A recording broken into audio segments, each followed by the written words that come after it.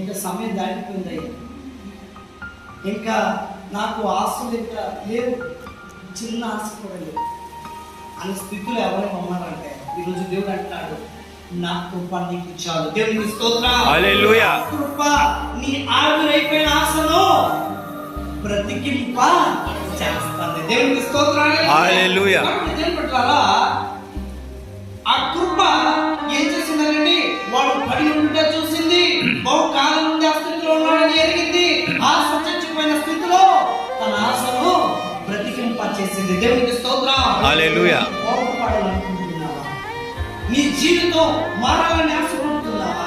నీ స్థితి మారాలని ఆశపడుతున్నావా?